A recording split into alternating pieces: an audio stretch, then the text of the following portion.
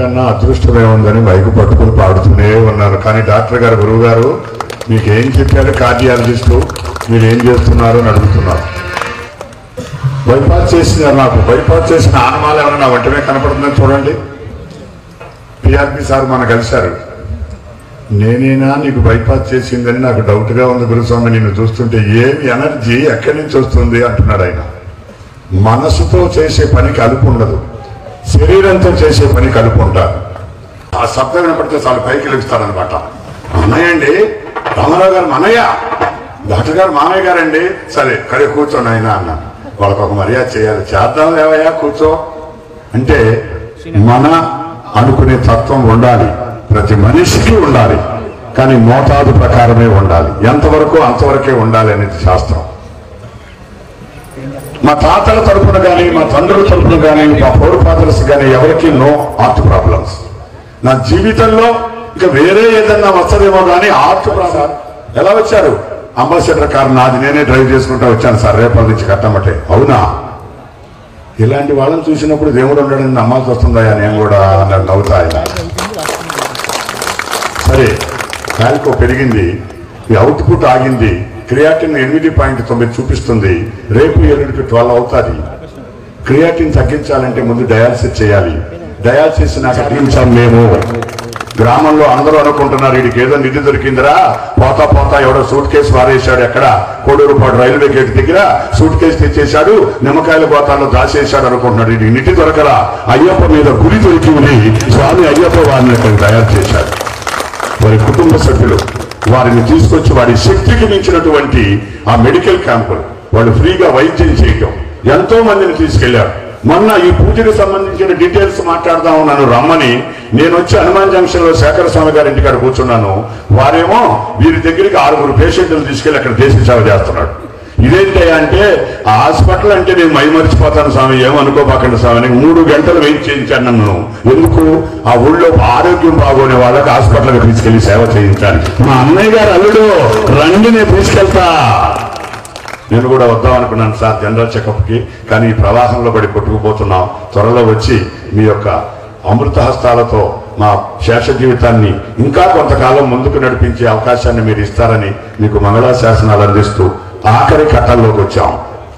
ఇప్పుడు వారికి గురు ఉపదేశం, ఆ కార్యక్రమాన్ని ఇలా కళ్ళతో చూసి ఒక 2 పూలు వాళ్ళ తమ్ముడు నెత్తిన, తమ్ముడు గారా బాబాయ్ గారా, నీకు అన్నయ్య బాబాయ్, అన్నయ్య వరుస, వాళ్ళ అన్నయ్య గారు విద్యా సంస్థలకు అధిపతి వారు.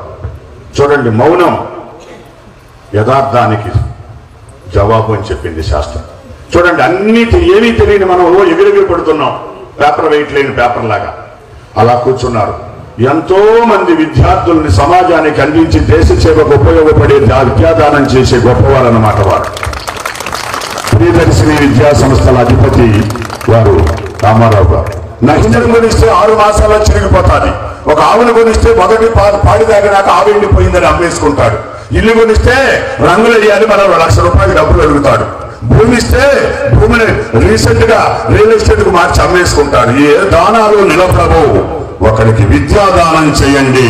ఒక కదికి పేదవాడి కొడుకు 7వ తరగతిలో మంచి మార్కులతో పాస్ అయితే 10 వరకు, 10 పాస్ అయితే ఇంటర్మీడియట్ వరకు వాడికి 4, 5, 10, 15 వేలు సహాయం చేయండి.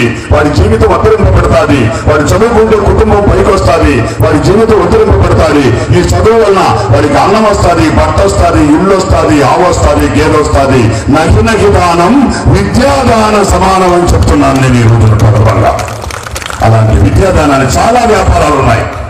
బ్రాండీ షాప్ కూడా వ్యాపారమే, పొగాకు వ్యాపారమే, నస్యం వ్యాపారమే, సిగరెట్ వ్యాపారమే, వేరేది వ్యాపారమే, ప్రచారీ వ్యాపారమే, పాలు వ్యాపారమే, గుట్కా వ్యాపారమే, విద్యాదానం చేయడం కూడా వ్యాపారమే. కానీ ఈ వ్యాపారాలు ఎంచుకున్న వారికి శిరస్సు వచ్చి సమాజం నమస్కరిస్తూ ఎంతో మంది బిడ్డలను ఉన్నతంగా తీర్చిదిద్దే మీ యొక్క చేతులతో మీ తమ్ముడికి గురుపదేశం అయిన తరువాత మొదటిసారి అక్షతలు వేసి ఆ తండ్రి లేని బిడ్డకు అన్నస్థానంలో రామారావు, ముందుగానే పేరు రామారావు గారు, ఇంకా రాముడని చెప్పక్కర్లా, వారి ఆశీర్వాదాన్ని ఇచ్చి ఈ అమూల్యమైన సమయాన్ని వెచ్చించవలసిందిగా మీ అందరికీ మంగళాశాసనాలు అందిస్తూ ఇప్పుడు చంద్ర శ్రీనివాసరావు గురుస్వామి కాబోతున్నారు. ఇప్పటి వరకు ఆయన స్వామి, ఇప్పుడు గురుస్వామి కాబోతున్నారు.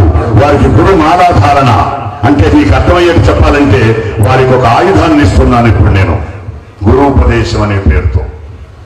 ఆ ఆయుధంతో పళ్ళు కోసుకుంటే వ్యాపారి అవుతాడు, పైరు కోసుకుంటే రైతు అవుతాడు, ఆపరేషన్ చేస్తే డాక్టర్ అవుతాడు, అన్యాయంగా ఎవరికన్నా గాయం చేస్తే రౌడీ అవుతాడు, ముద్దాయి అవుతాడు. ఒకే ఆయుధం. డాక్టర్ వాడితే ఆపరేషన్. శంకర స్వామి లాంటి వాడితో గురోపదేశం ఊరుకా అనిపిస్తావో, శంకర స్వామితో గురోపదేశం చేయించుకున్నావు, నీ జన్మ ధన్యం అనిపిస్తావు. 684 మందికి నిన్నటి వరకు చేసి, నిన్న పొన్నూరు అయ్యప్ప స్వామి ఆంజనేయ స్వామి దేవాలయంలో ఒకే స్టేజ్ మీద తండ్రికి కొడుక్కి మేనమామకి కలిపి గురోపదేశం చేశాం. గమ్మత్తు చూడండి, తండ్రేమో కన్యస్వామి, కొడుకేమో 18వ సంవత్సరం స్వామి అన్నమాట. అలా మేనమామతో పెట్టుకుని చేసుకున్నారు. అలాంటి కార్యక్రమంలో పండిన పంట, 2 బిడ్డలు, జీవితం ఎక్కడో మొదలైన జీవితం ఇక్కడి వరకు వచ్చి ఆగింది. చెప్పాను నేను, 3 పూటల అన్నం లేదు, స్వార్థం నాకు. మా పక్కనే ఉన్న రామారావు మామయ్య బాగా తాగొస్తే పోగుండు, అందులో ఆదివారం నాడు బాగా తాగొస్తే వాళ్ళు నాన్ వెజ్ వండుకుంటారు కనుక ఆయన ఇటు తినడు, పైపోతాడు.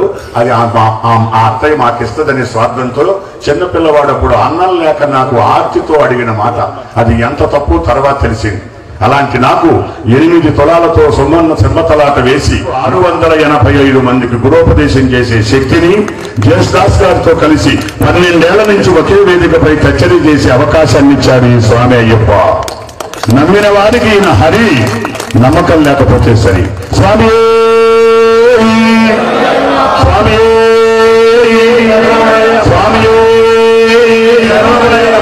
సుల్తాన్ దేవయ్య సందకాడి నుంచి మా సీదల స్వామి చెప్పు, మా సీదల గురించి చెప్పు, మా అంటే ఆ ఆత్మీయత, ఆ అనురాగం. ఎక్కడో పుట్టాం, ఎక్కడో పెరిగాం, కాలక్రమంలో మనం అందరం ఒకసారి ఏకమయ్యాం. ఒక ఆర్టీసీ బస్సులో 20 రూపాయలు టికెట్ కొని ప్రయాణం చేస్తే మీరెక్కడికి అనుకుంటేనే ఆ బంధం అలా మిగిలిపోతాదే. మరి కొంతకాలం పక్క గ్రామాల్లో ఉండి, స్వామి ఏమయ్యా మరి ఇలా ఏర్పాటు చేశావు, ఇల్లు కొనుక్కున్నావు, రుణమైందన్నావు, వాడికి 40,000 పంపుతున్నావు, కళ్ళమంటే రక్తం పడుతుంది నాన్నగారు, చేయలేకపోతున్నాము, శక్తికి మించింది ఎత్తుకున్నాం, వాడి మీద నమ్మకం పెట్టాము, వాడు జాగ్రత్తగా చేస్తున్నాడు అంటున్నావు.